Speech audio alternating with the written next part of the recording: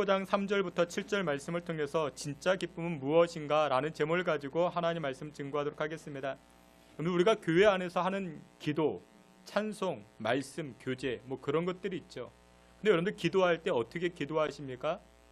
여러분들 성경에서 기도할 때는 간절히 기도하라 말합니다. 그러니까 기도는 간절히 하는 겁니다. 찬송은요, 찬송은 어떻게 합니까? 기쁨으로 합니다. 기쁨으로 찬송합니다.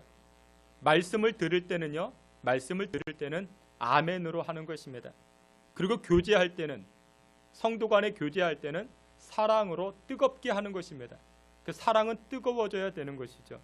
저를 한번 따라해 보시기 바랍니다. 예수님은 구름 타고 오시고 마귀는 틈을 타고 온다.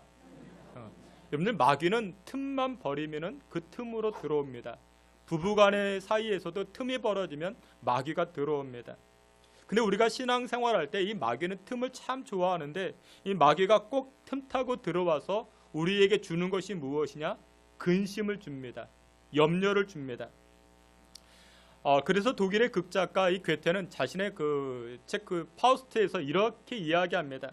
이 세상에서 가장 벗어나기 어려운 것은 근심이라는 마귀다 이야기를 합니다. 여러분들, 근심은 어느 누구에게나 다 다가옵니다. 여러분들, 이 근심병에 걸리면요, 스트레스를 받죠. 심신이 허약해집니다. 무기력하게 됩니다. 그러니까 우울증에 빠지게 되죠. 여러분들, 지난해 우리나라에서 가장 많이 팔린 약이 무엇인지 아십니까? 비타민제라 합니다. 그리고 비타민제와 버금갈 만큼 많이 팔린 것이 바로 수면제하고 진통제입니다. 그러니까 근심, 걱정이 되니까 두통이 생기고 그러니까 약을 먹는 것이죠. 근데 여러분들, 약 먹는다고 근심의 문제, 염려의 문제가 해결됩니까? 그렇지 않죠. 그래서 여러분들, 이 근심의 이 뿌리, 이 근심의 근본을 해결해야만 합니다. 여러분들, 이 근심과 염려는 아주 쓸데없는 것입니다. 지난 수요일에도 말씀을 드렸죠. 여러분들, 금요일에도 말씀을 드렸지만 이 근심과 염려는 무엇과 같다? 흔들 의자와 같다. 여러분들, 흔들 의자 아십니까? 흔들 의자에 앉으면 왔다 갔다, 여러분들 100번 1000번 하면 앞으로 전진이 됩니까? 전혀 그런 것 없습니다. 여러분들, 아무리 염려한다 할지라도 우리 인생의 문제, 아무리 근심한다 할지라도 우리 삶의 문제가 해결되는가? 될 수 없는 것입니다. 성경은 이 근심과 염려가 아주 없고 백해무익하다 그렇게 말합니다. 그러면 성경에서 우리 성도들의 삶을 한마디로 이야기하는데, 우리 성도들의 삶이란 과연 어떤 삶이겠는가? 바로 기쁨의 삶이라 성경은 그렇게 말씀합니다. 신앙의 3대 주덕이 있죠. 여러분들 잘 아는 것처럼 데살로니가전서 5장 16, 17, 18절 말씀 앞에 이렇게 말씀합니다. 우리 다 함께 앞에 있는 말씀 함께 봅니다. 항상 기뻐하라.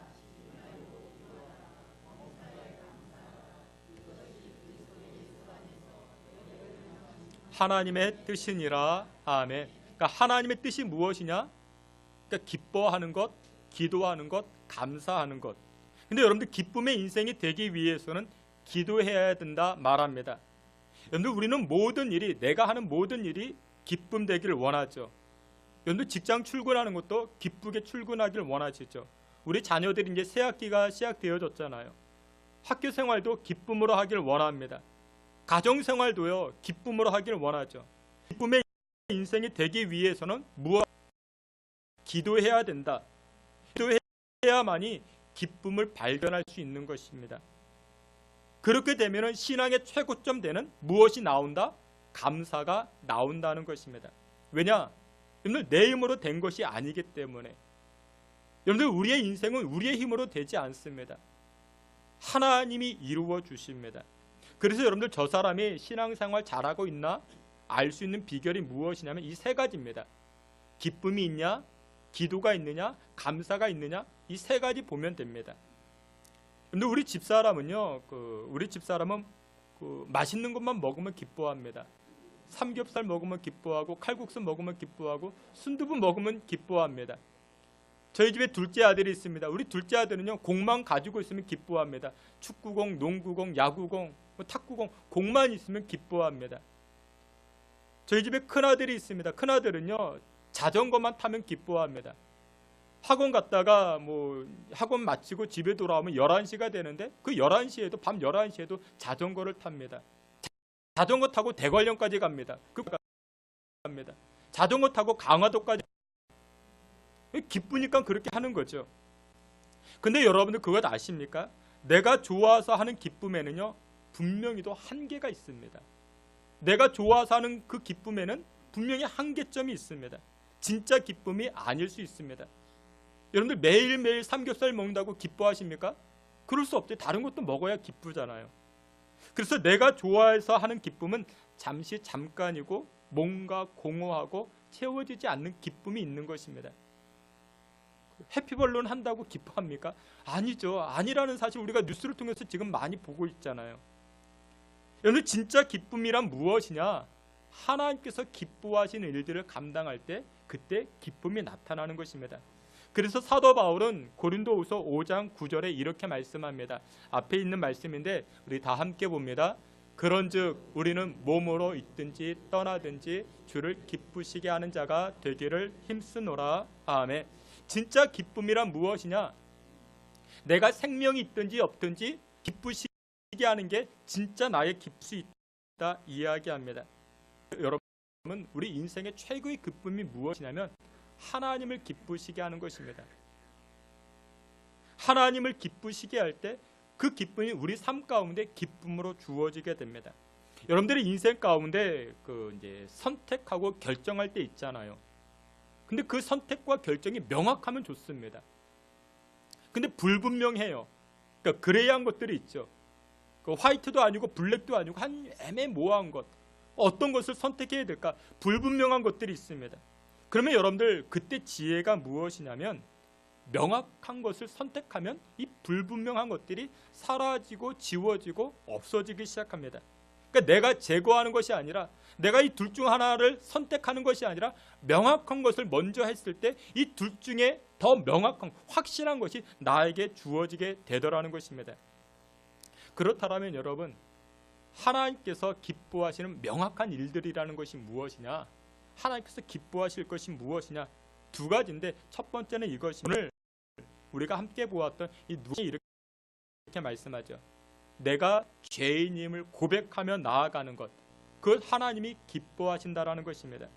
우리 오늘 본문 말씀 함께 보겠습니다. 누가복음 15장, 우리 앞에도 말씀 있죠. 누가복음 15장 7절 우리 다 함께 보겠습니다. 죄인 하나가 회개하면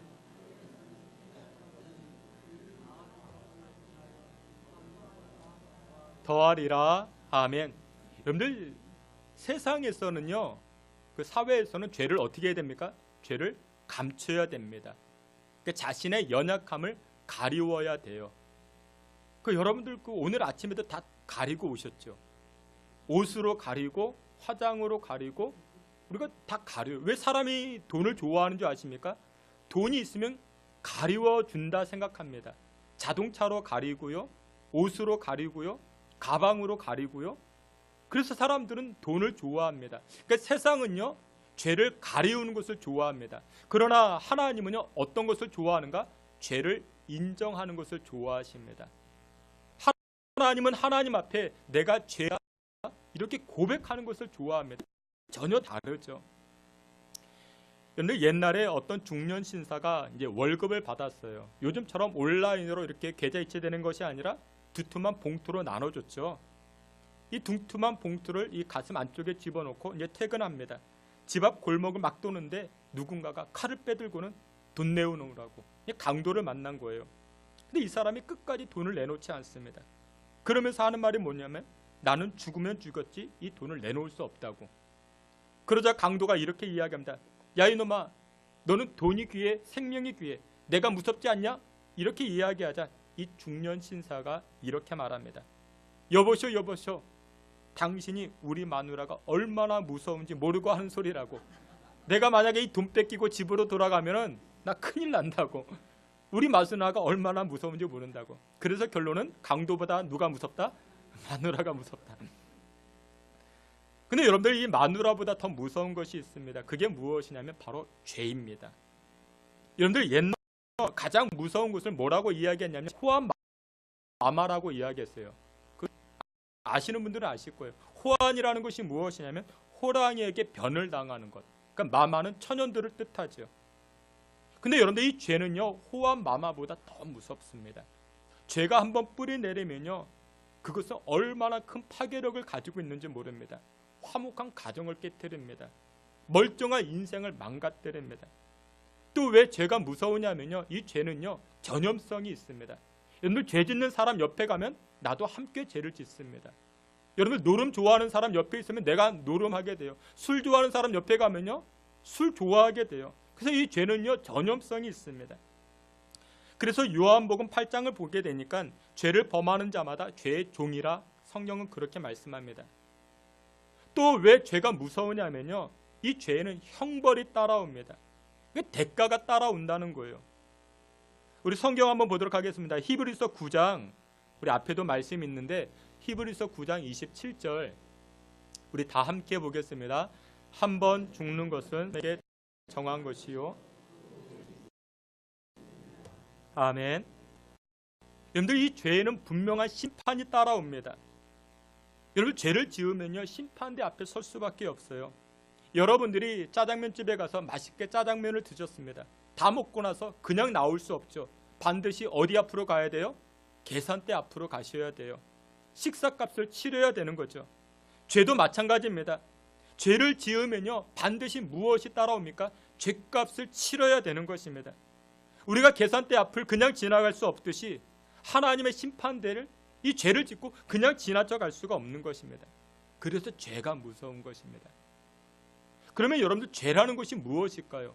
성경에서 무엇을 죄라 이야기할까요? 로마서 1장 29절, 30절, 31절에 이렇게 말씀합니다. 우리 앞에 있는 말씀 있죠? 로마서 1장 29절부터 31절까지 함께 봅니다.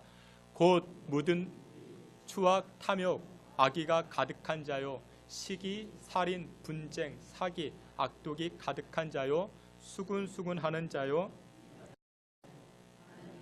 미워 능욕하는 자요, 교만한 자랑하는 자요, 악을 도모하는 자요, 부모를 거역하는 자요, 우매한 자요, 배약하는 자요, 무정한 자요, 무자비한 자라. 아멘. 그 성경은 단편적으로만 우리 인생의 죄가 무엇인가를 이야기합니다. 사기, 악독, 시기, 능욕하는 것, 자기 자랑하는 것, 수군수군 거리는 것, 남을 비방하는 것, 이런 것들이 죄라고 이야기합니다. 근데 나는 남을 수군수군 거리지도 않았습니다. 비방하지도 않았습니다.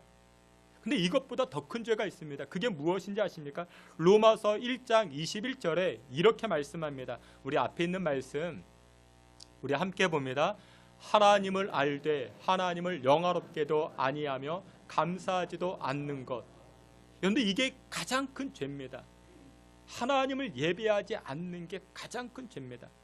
여러분들 다 갖추고 있어도요 하나님 믿지 아니하면 그게 가장 큰 죄가 됩니다.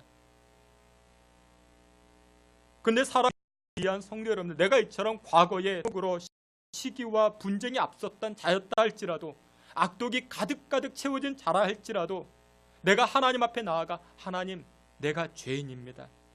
제가 헛된 욕망에 사로잡힌 자였습니다. 이렇게 고백하며 자신의 죄악을 고백할 때 하나님께서 아주 기뻐하신다라는 것입니다. 하나님, 내 힘으로 살 수 없습니다. 이제 하나님의 은혜로만 살 수 있습니다. 이렇게 고백하는 자들을 하나님께서 가장 기뻐하신다라는 것입니다. 춤추며 기뻐하신다라는 것입니다. 그래서 여러분들, 우리는 예배를 통해서 날마다 자기를 돌아보는 것입니다. 하나님의 말씀을 통해서 자기를 돌아보는 거예요. 오늘 이 시간 이 예배를 통해서 자기 자신을, 나의 죄악됨을 돌이켜보며 발견하며 나아가실 수 있는 여러분들 되시기를 주의 이름으로 축원합니다. 우리가 임진왜란을 겪었죠. 근데 이 임진왜란을 겪을 때에 영의정을 지낸 분이 유성룡이라는 분이십니다. 근데 그분의 친구 이순신 장군도 있죠, 그렇죠? 근데 이 유성룡, 이분이 전쟁이 끝난 다음에 그 회고왕으로 쓴 책이 있는데 그 징비록이라 이야기를 합니다. 그러니까 미리 징계하여 후환을 대비한다, 뭐 그런 뜻을 담고 있습니다. 유성룡 이분이 그런 책을 썼는데 왜 썼겠습니까? 후대들이 좀 읽고 이제 앞으로의 삶을 좀 대비하라, 뭐 그런 뜻으로 썼겠죠. 근데 그러다가 임진왜란이 그 1592년에 일어나죠. 그리고 나서 100년 후에 이 징비록이 일본으로 유출이 됩니다. 일본으로 유출되고 나서 17세기, 18세기 일본 사람들이 이 책을 다 읽습니다.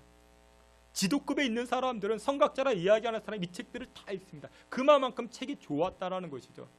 근데 우리는 이제서야 조금 이제 드라마로도 보고 좀 책으로도 보고 그러죠. 그 영의정, 유성룡이 뭐 얼마나 가슴 아파했겠습니까? 누가 읽어야 되는데, 일본인들이 읽지 않고 우리가 좀 읽어야 되는데, 후대된 우리가 읽어야 되는데. 그러다가 1936년에 우리나라 말로 다시 이렇게 출판이 됩니다. 조선어 편은 이 출판사에서, 근데 이 조선어 편수 친일 출판사였어요. 그걸 출판합니다. 몇 권 출판할게요? 30권 출판합니다. 읽지도 않았다라는 것이죠. 그 정말 좋은 책인데 여러분들 한번 읽어보시길 바랍니다. 징비록. 뭐 읽기 어려우면 드라마로 보셔도 돼요. 참 좋은 책입니다. 근데 그와 비슷하게 또 좋은 책이 얼마 전에 출간이 되어졌는데, 여러분들 바둑기사 조은현이라는 분 아시죠? 이 조은현이라는 분이 이런 책을 썼습니다. 고수의 생각법. 이 고수의 생각법. 이게 참 좋은 책인데, 여러분들 바둑기사는요, 바둑을 두고 나면 꼭 하는 일이 있는데, 그게 무엇이냐면 복기라는 것을 합니다. 복기. 내가 왜 그때 그런 수를 두었을까? 그 사람이 왜 이겼고 나는 왜 졌을까? 돌아보는 시간입니다. 여러분 생각해 보세요. 게임에서 졌습니다. 결승전에서 졌어요. 그러면 속상하잖아요. 그럼에도 불구하고 복귀한대요. 복귀하는 그 순간이 너무나도 힘들고 아프대요. 마음이 아프고 정신이 아프대요. 근데 이 조은현, 이 바둑기사는 복귀를 꼭 한대요. 복귀를 해야만이 내가 성장할, 내가 자라날 수 있고 내가 보다 승리할 수 있는 그런 게임을 할 수 있다, 이 이야기를 합니다. 여러분들 그렇습니다. 세상에 승리하는 사람들, 성공하는 사람들도 복귀합니다. 자기를 돌아봐요. 영적 고수들도요, 영적인 사람들도 마찬가지입니다. 자기를 돌아볼 줄 아는 사람들이 하나님을 기쁘시게 합니다. 여러분들 이 베드로도요, 누가복음 5장 8절에 보니까 이 베드로가 이렇게 고백을 하죠. 우리 앞에 있는 말씀 누가복음 5장 8절 우리 다 함께 봅니다. 시몬 베드로가 이를 보고 나는 죄인으로서이다. 아멘. 이 베드로가 예수님 만나고 나서 했던 고백이 무엇입니까? 하나님, 예수님, 내가 죄인입니다. 내가 죄인입니다. 이 고백을 합니다. 예수님 얼마나 기뻤던지 몰라요. 그뿐만 아니죠. 구약의 이사야 선지자도 마찬가지입니다. 이사야 6장 5절에 보니까 이렇게 이야기합니다. 우리 다 함께 봅니다. 그때에 내가 말하되 화로다. 나는 입술이 부정하며 입술이 백성이로다. 아멘. 선지자는 하나님 앞에서 그렇게 고백을 해요. 하나님, 내 입술 예쁘죠? 그렇게 고백하는 게 아니라 하나님, 내 입술이 부정한 사람입니다. 나는 죄인입니다. 이렇게 고백을 하죠. 여러분 이 고백이 굉장히 중요합니다. 이 고백을 통해서 하나님 굉장히 기뻐하십니다. 여러분들 예배를 통해서 우리가 하나님 앞에 고백할 것은 단 한 가지, 이것밖에 없습니다. 우리가 하나님 앞에 자랑할 것은요, 하나님, 나 지난주에 정말 멋지게 살았습니다. 그런 고백이 하나님 앞에 자랑할 것은 단 한 가지밖에 없어요. 내가 죄인입니다. 나는 연약합니다. 하나님의 은혜 없이는 살 수 없습니다. 이 고백을 할 때 하나님께서 너무나도 기뻐하신대요. 주께서 사랑하시는 귀한 성도 여러분들, 오늘 이 예배를 통해서 나의 죄인됨을 하나님 앞에 고백하시고, 십자가 없이는 살 수 없습니다. 하나님의 은혜 없이는 살 수 없습니다. 이 고백을 통하여 하나님 앞에 나아가실 수 있는 저와 여러분들이 다 되시기를 주님의 이름으로 축원합니다. 두 번째로 하나님께서 기뻐하시는 건, 마지막은 우리가 예배할 때, 하나님께 예배를 드릴 때 하나님께서 기뻐하십니다. 요한복음 4장 23절 말씀 우리 함께 보시겠습니다. 우리 앞에 있는 말씀 요한복음 4장 23절 우리 앞에 있는 말씀 다 함께 봅니다. 아버지께서 참되게 예배하는 곧 이때라. 아버지께서는 자기에게 이렇게 예배하는 자들을 찾으시느니라. 아멘. 여러분들 하나님께서 기뻐하시는 것 가운데 한 가지가 바로 예배입니다. 제가 지난 한 주간 얼마나 천국을 사모했는지 모릅니다. 빨리 천국 싶어졌어요. 미세먼지가 얼마나 많았는지. 천국은 뭐 정말 청명하겠죠, 그렇죠? 근데 여러분들, 우리가 천국 가서 해야 될 일이 무엇인지 아십니까? 천국 가서 할 일은 제일 많이 하는 것은 예배 드리는 것입니다. 우리가 이제 지난번 우리 확신반 때에도 우리가 살펴봤던 것, 여러분들 예배 구성 요소가 있죠. 예배는 찬송, 말씀, 헌금, 교제들로 구성되어져 있죠. 어떤 분은 저에게 물어봐요. 아니 목사님, 왜 교회 다니는 사람들은 모이기만 하면 예배를 드립니까? 근데 이유는 가장 간단해요. 그게 무엇이냐면 하나님께서 그것을 가장 기뻐하시기 때문에 그렇죠. 빌립보서 3장 3절에도 그렇게 말씀합니다. 빌립보서 3장 3절에 보니까 앞에 있는 말씀 우리 함께 봅니다. 하나님의 성령으로 봉사하며 그리스도 예수로 자랑하고. 아멘. 여러분들 예배라는 게, 여러분들 여기에 보니까 봉사라는 단어가 등장하잖아요. 이 봉사라는 단어가 두 가지 의미가 담겨져 있습니다. 말 그대로 서비스하는 것. 영어 성경의 서비스예요. 근데 이 서비스는 두 가지가 담겨져 있는데 봉사가 담겨져 있고 또 하나는 예배의 뜻이 담겨져 있습니다. 여러분들이 식당에 갔어요. 종업원이 서비스를 해요. 봉사해요. 그럼 명확하게 누구에게 하는지를 우리가 알아야 되잖아요. 나에게 하겠죠. 여러분들이 예배를 드려요. 이 예배가 서비스라고요. 누굴 예배하세요? 우리가 명확하게 아셔야 됩니다. 우리가 하나님을 예배합니다. 여러분들 교회에 오셔가지고 여러 우리 봉사하죠. 주방 봉사, 주차 봉사, 안내 봉사 뭐 여러 합니다. 다 중요하지만 최고의 봉사는 바로 예배입니다. 하나님을 예배하는 게 최고의 봉사가 될 수 있습니다. 근데 이 봉사의 대상이 누군가를 우리가 명확히 알아야 되죠. 예배의 대상은 창조주 하나님이십니다. 그 대상이 분명해요. 우리의 찬송을 받으시고 우리의 기도를 들으시고 우리의 높임을 받으시는 분은 여호와 하나님 한 분밖에 없는 줄 믿으시길 축원합니다. 여러분들 이 요한복음 4장 우리가 지금 23절 봤죠. 근데 이 요한복음 4장의 내용은 이와 같습니다. 그러니까 사마리아 여인과 예수님이 대화를 하는 거예요. 근데 요한복음 4장 19절부터 20절 우리 한번 보도록 하겠습니다. 대화가 이렇게 시작이 됩니다. 요한복음 4장 19절부터 20절 우리 함께 봅니다. 여자가 이르되 주여 내가 보니 선지자로소이다. 우리 조상들은 이 산에서 예배하였는데 당신들의 말은 예배할 곳이 예루살렘에 있다 하더이다. 아멘.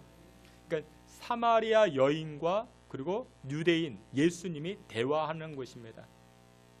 근데 이 사마리아 여인이 유대인 예수님에게 물어봐요. 아니 유대인 예수님, 우리 사람들은 여기에서 예배해야 되는데 근데 유대인 당신들은 왜 예루살렘에서 예배를 드려야 하나님 받으신다 말합니까? 이렇게 대화가 된 배경이 있습니다. 근데 배경이 무엇이냐면 이런 거예요. 역사를 한참 거슬러 올라가야 되는데 이스라엘 왕 다윗이 있죠. 이 다윗의 아들 솔로몬이 있습니다.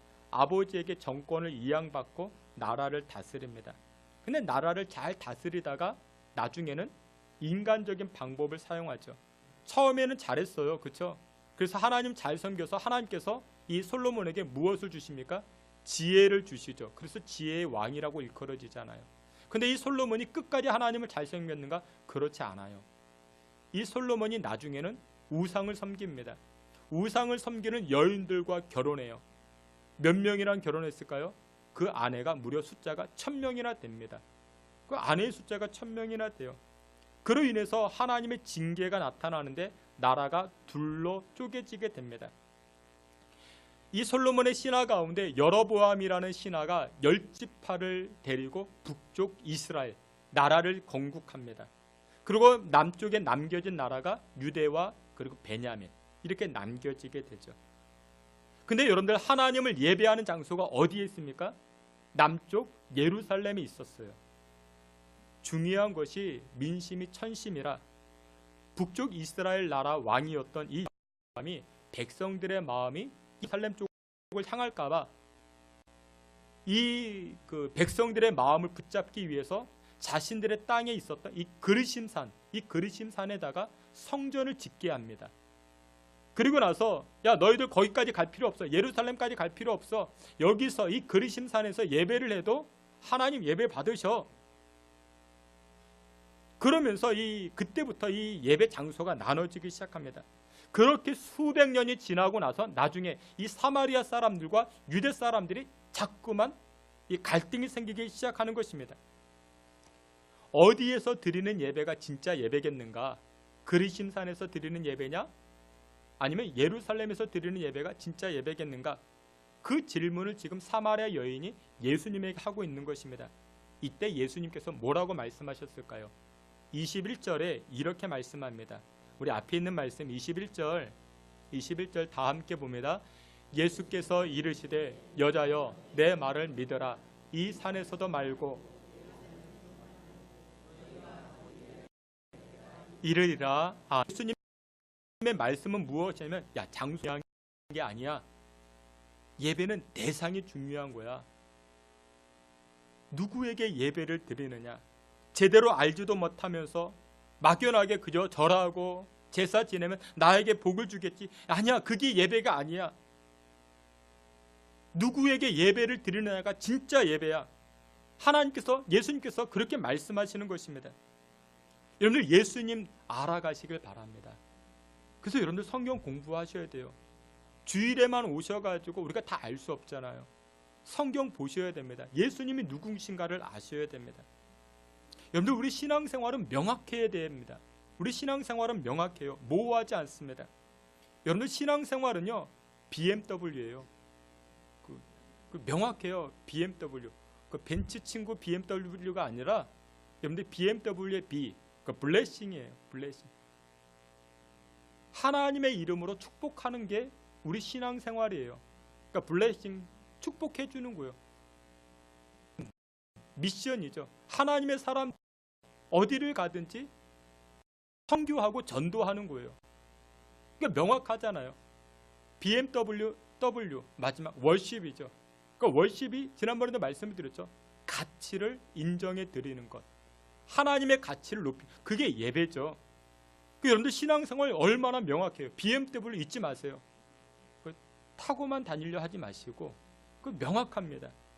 여러분들 신앙생활 명확하게 하셔야 됩니다. 2013년 4월 28일 영국에서 이런 일이 벌어졌습니다. 마라톤 대회가 열려졌어요. 총 참가자가 5,000명이었습니다. 5,000명이나 되는 많은 사람들이 이 마라톤 대회에 참석했습니다.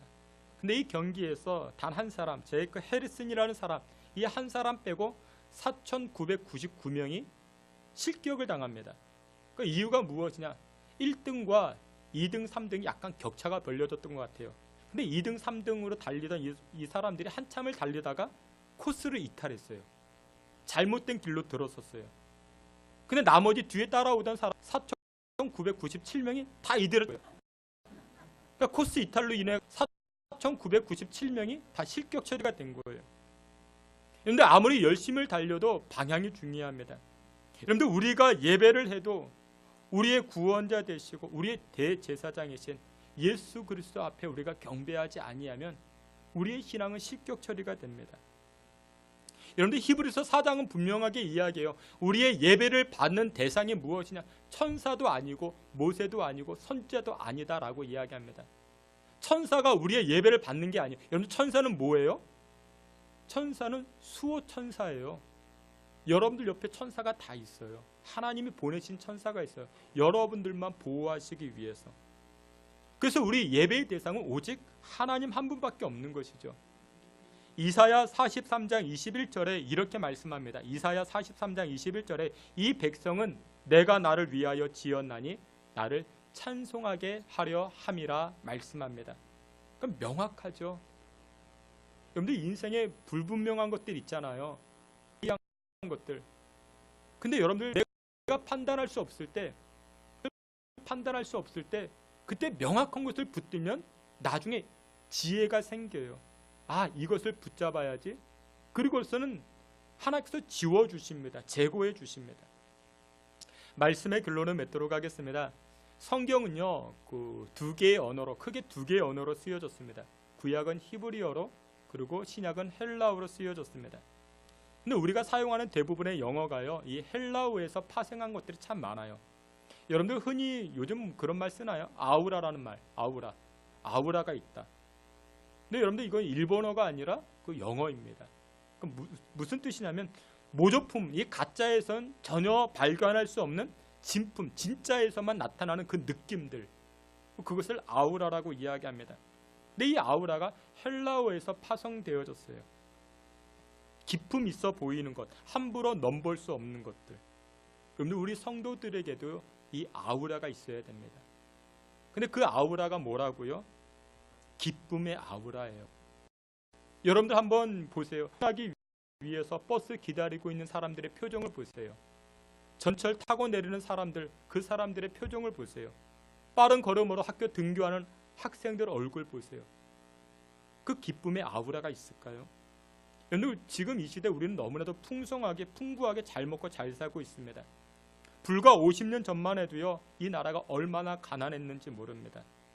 근데 지금은 우리가 3만 불 넘어섰다 이야기하죠. 근데 그들의 얼굴에 이 기쁨의 아우라가 있나요? 없어요. 여러분, 진짜 기쁨의 아우라가 어디서 생깁니까? 하나님 기뻐하실 일들을 감당할 때 그때 나타나게 돼요. 하나님 기뻐하는 일들을 감당할 때 치유의 역사가 나타나고요, 회복의 역사가 나타나고요, 세상 어둠의 세력들이 왔다가 물러가기 시작합니다. 여러분, 교회에만 밟지 마시고 하나님을 깊이 알아가시길 바랍니다. 주께서 사랑하시는 귀한 성도 여러분들, 우리가 예배할 때 하나님은 우리에게 기쁨을 주십니다. 세상에 그런 기쁨에 여러분들 쫓아다니시고 세상에 얻어지는 그런 즐거움 쫓아다니지 마시고 하나님 주시는 그 기쁨으로 하나님 앞에 내가 죄인입니다, 하나님만을 예배하며 나아가 하나님 주신 그 기쁨으로 인생 살아가실 수 있는 저와 여러분들이 다 되시기를 주의 이름으로 축원합니다. 아멘. 하나님, 참된 기쁨의 인생 살고자 합니다. 주의 백성들 붙잡아 주시고 또한 새 은혜로 인도하여 주시옵소서. 예수 그리스도의 이름으로 기도하옵나이다. 아멘. 우리 다 같이 자리에서 기립하여 찬송합니다. 우리 찬송 270장 1절과 4절 이어서 내가 원하는 한 가지 함께 찬송합니다.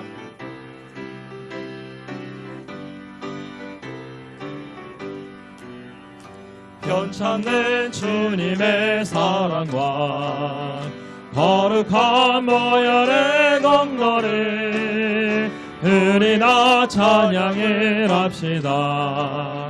주님을 만나볼 때까지 깨끗게 하시는 주시는